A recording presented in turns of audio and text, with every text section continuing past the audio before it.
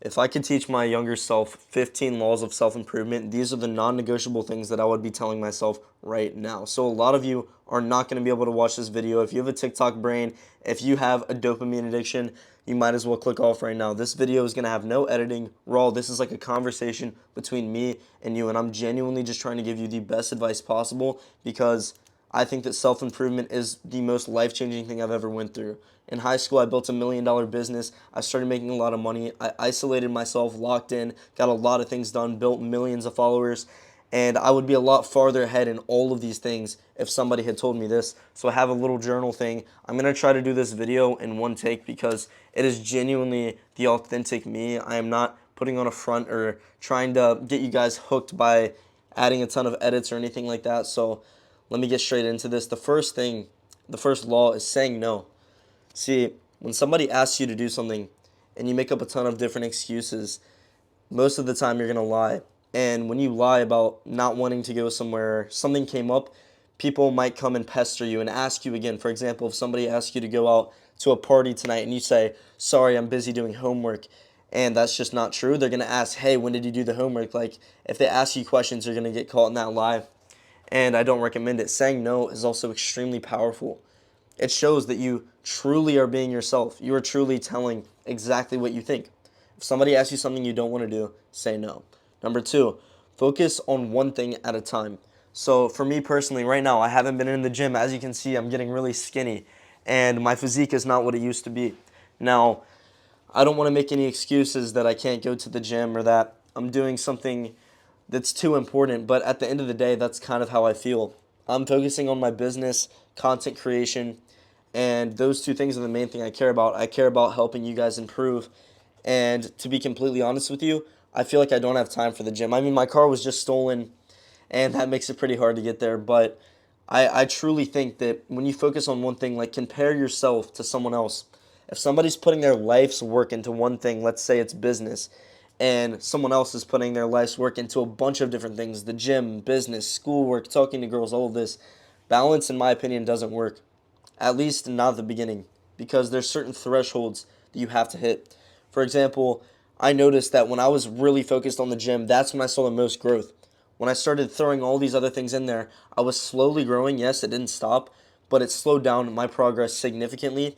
And I realized that when you can really hone in and make one thing your main purpose, you will shoot past everyone else because everyone else is trying to live a balanced life. Now, at the end of the day, you do want to live a balanced life, but at this point in time, while we're all still young, I don't think that's key. I think the key is to really hone in on one thing and make it your literal life purpose for the next however many months. Some people like to call that monk mode, but you can call it whatever you want. The next thing is confidence is built.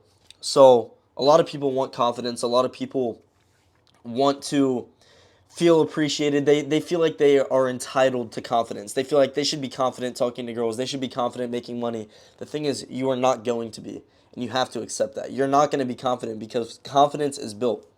It's built over trial and error, experience, time. For example, my first ever business, I built it to $1 million and then failed, which at the end of the day built my confidence for the next business.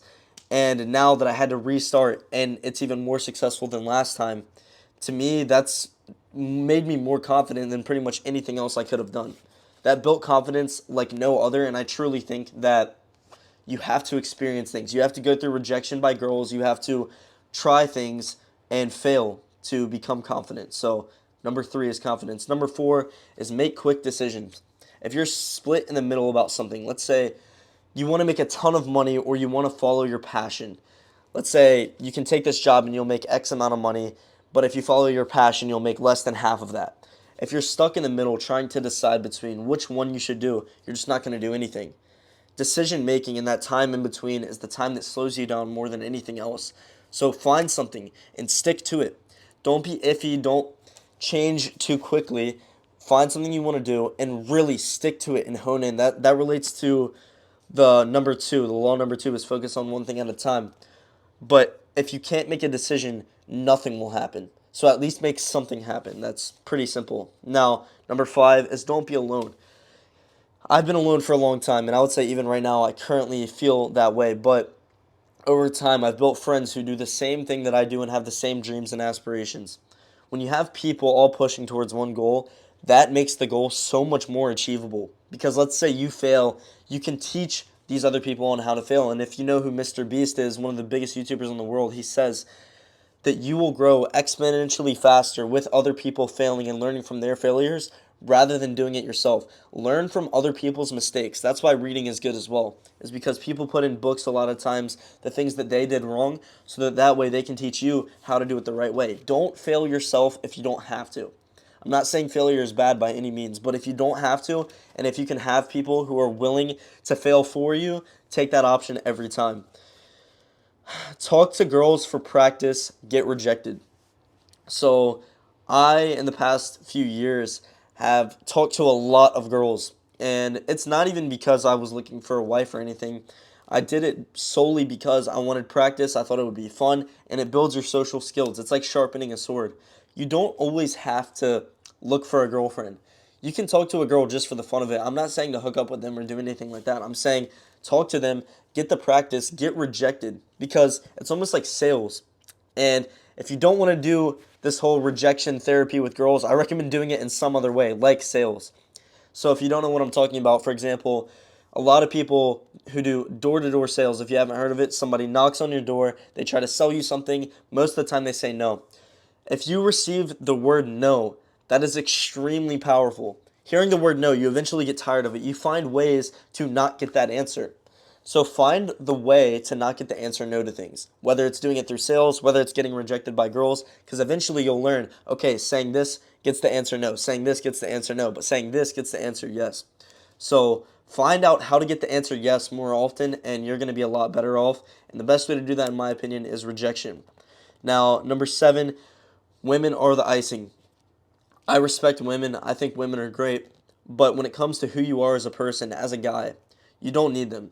You absolutely should never need a girl in your life. You should never be reliant on a girl ever in your entire life.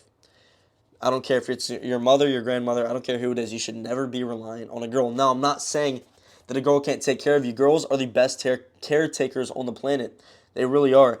And that can actually weaken you in a way. Because if you rely on a caretaker, who are you? What are you going to do when you can't be taken care of? What are you going to do when they're not there? See, the thing is with the relationships, girls come and go. They really do. And to be honest, they just have to be the icing on your cake. They should never be the main focal point of your life. That's a bad way to live, and it's going to make you codependent. I was actually codependent at one point in my life during my first relationship, and I've made a lot of videos on it. I recommend checking those out if you get the chance, but don't let them be the main thing. Let them be the icing on the cake. Women are amazing. Respect them.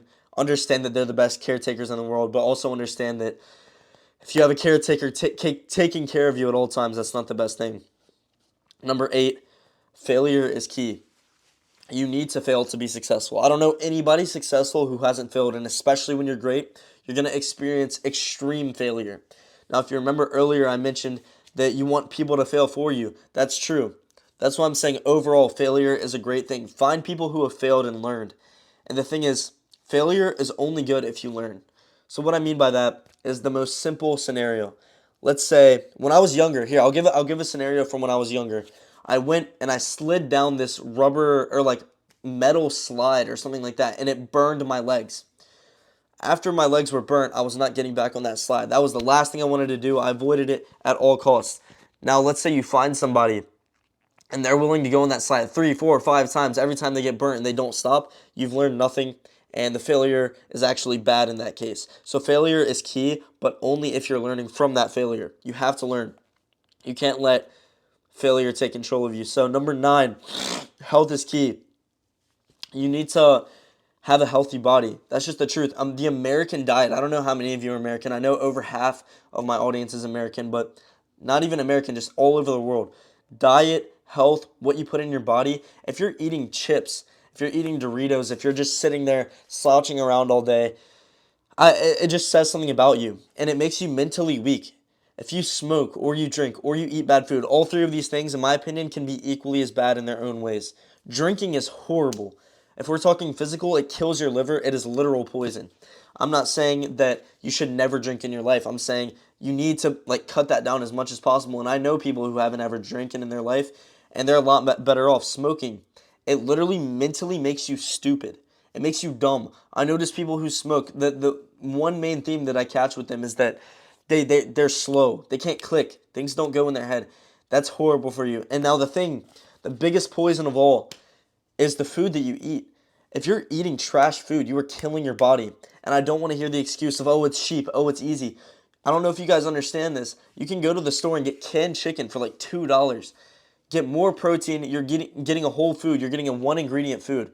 See, one ingredient foods have become more and more rare because the processed stuff is cheap to make. And not a lot of people understand that, but like chips, for example, with all these ingredients, you would think that's more expensive. No. Over time, they manufacture these things in foreign countries and they make them extremely cheap. Chicken, whole foods, steak, vegetables, fruit. These are the things you want to be putting in your body. And I'm telling you, if you eat healthy, you're going to notice an instant difference. You're going to notice a massive difference in the way that you operate every single day. So health is key. And the most important thing, that's all one thing. I'll categorize that as one. The most important thing when it comes to your health is sleep. If you're not getting 8 hours a day, you need to fix that. 8 hours a night, sorry. You need to fix your sleep. It is completely key for mental sharpness. So that's number 9. Health is key. Prioritize your health. Number 10, easy looks improvement. So you can improve your looks and it will make a massive difference in your life. I'm not saying to go down this whole looks maxing arc, but I'm saying simple looks improvement will massively change your life. And that's why I actually started my brand Simpletics, where I sell all natural hair and body care products are coming soon. Guys, when you look better, it makes a massive difference. And not only your confidence, like I said earlier, how confidence is built, it makes a massive difference in every aspect of life. You're more respected when you look put together by men and women. You're more likely to get in a relationship. And I make a ton of videos about this, so I recommend going and watching those on my page. I'm not going to go too deep into this. So law number 10 is easy looks improvement. Number 11, update your style. This is really simple. Once again, I'm not going to get too deep into this, but focus on what you wear. It's important. What you wear can actually make a difference. I've met multiple people who getting a nice watch has impacted their success in business because it leaves a mark on people. I'm not saying to go spend $10,000 on a watch. What I'm telling you is put some level of effort into your style, and it's going to make a massive difference. Number 12, ego is bad. Be bad. Be okay with being bad at things. When I started YouTube, I was bad. Even now, I would say I'm pretty bad. I'm not great. That's why I'm having this conversation with you. I'm not great at this. I'm doing it to learn. I'm doing it to help you, and I believe that helping you is going to help me get better at this. So, ego is bad. Be bad. That's law number 12. Be bad at things. Understand that you are not going to be good. If you can't accept that you're going to get rejected because you're short, that's a problem. If you can't accept that you're going to get rejected by girls because you're ugly, if you can't accept that people aren't going to like you because you have a bad personality, that's okay. You need to accept that you are going to be bad at most things when you start. You shouldn't feel entitlement that you have to be good at something because most people aren't, and if you are, that's probably a gift from God. So number 13, dopamine is the enemy. Most people are not here watching this right now. Most people have already scrolled off this video, clicked off. They can't handle it. They can't handle the lack of editing, the lack of music. They cannot handle it. Dopamine is killing you. It makes everything feel boring, and it can ruin you. So don't rely on it. Use it as an advantage. Give yourself dopamine. Have a reward system. If you don't know what dopamine is, it's a chemical reward system in your brain where when you do certain things, for example, watching corn, that gives your brain a significant amount of dopamine. I'm not saying do that. Do not do that. But I'm saying reward yourself. Do things that give you dopamine when you are deserving of that dopamine. For example, let's say you make $10,000 in a day. That's going to give you a ton of dopamine, and you deserve it. You deserve to have that dopamine because you earned something. If you don't earn it, that's a problem. Scrolling through TikTok every single day for hours straight is bad. Number 14, yes equals no. Priorities. Get your priorities straight. So the 14th law is that when you say yes to somebody's request, let's say you want to go, or somebody's asking you to party, your friend's going to ask you. If you say yes to them, you're saying no to your priorities. Put your priorities straight. Now, I'm not saying always say no, but you need to understand you're making a sacrifice every time you say yes to what your friends offer you. And number 15, the final rule is plan. If you don't have a plan, you're going to fail. And you need to structure your life in a way that you have goals. So that's pretty much it. I think this will genuinely help a lot of you. I got all the yapping out of the way, no editing. So those of you who stuck to the end, you have what it takes. All these other people, they're not going to make it. So good luck. I really hope this helps. I'll see you guys in the next one.